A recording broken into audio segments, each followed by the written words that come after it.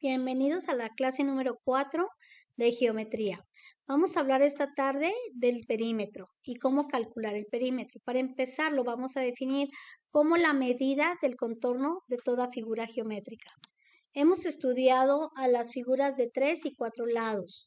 Como puedes observar en estas diapositivas, tenemos rectángulos, tenemos trapezoides, tenemos cuadrados, triángulos y trapecios. Para calcular el área de un rectángulo, nosotros solamente multiplicaremos la base por la altura. En el caso del perímetro, sumaremos los lados de esta figura geométrica o podemos nosotros simplificar el perímetro poniendo la siguiente ecuación. El doble de la suma del ángulo A, del lado A más B, perdón.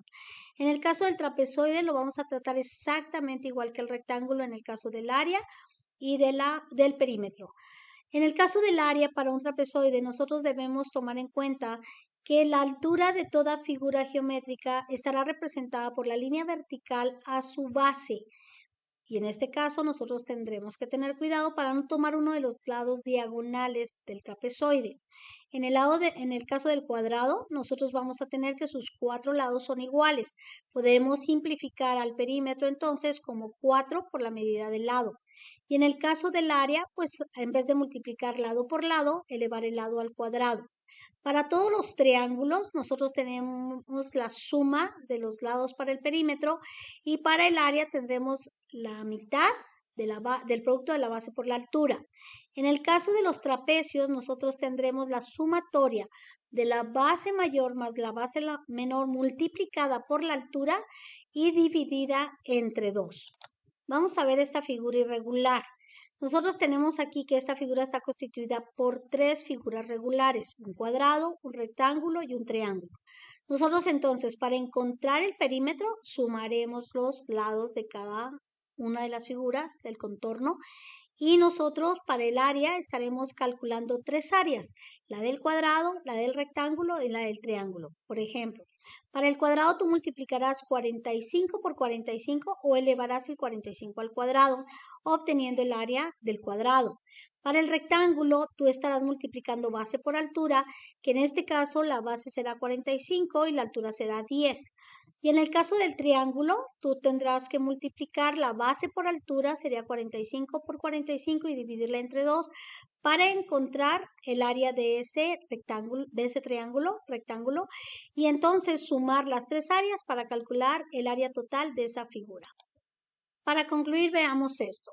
Tú tienes entonces que el área de un rectángulo será base por altura, del cuadrado será un lado al cuadrado, del paralelogramo lo trataremos igual que un rectángulo, base por altura. En el caso de todos los triángulos será el producto de la base por la altura dividido entre 2. Del trapecio será la sumatoria de la base mayor más de la base menor multiplicado por la altura y dividido entre 2. En el caso del polígono tendremos el área igual a perímetro por apotema y lo vamos a dividir entre 2.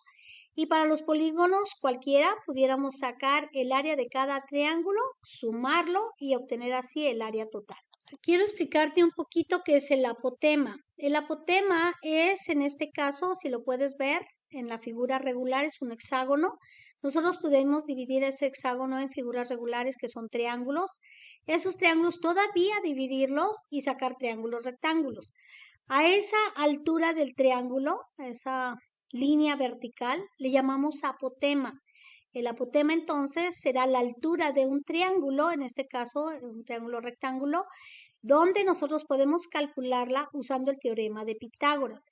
Es por eso que en los grados inferiores nunca nos hablan de ese apotema porque no hemos visto, no nos han explicado el teorema de Pitágoras. Entonces generalmente nos dan el apotema o nosotros lo calculamos despejando la fórmula de área y dándonos ellos la fórmula del área. Bueno, en este caso quise tocar el tema porque cuando tú empiezas a avanzar en grados superiores, segundo de secundaria, tercero, ya estamos tocando el teorema de Pitágoras y entonces será más fácil que los alumnos o yo como alumno entienda qué es el apotema. Nos vemos la próxima clase.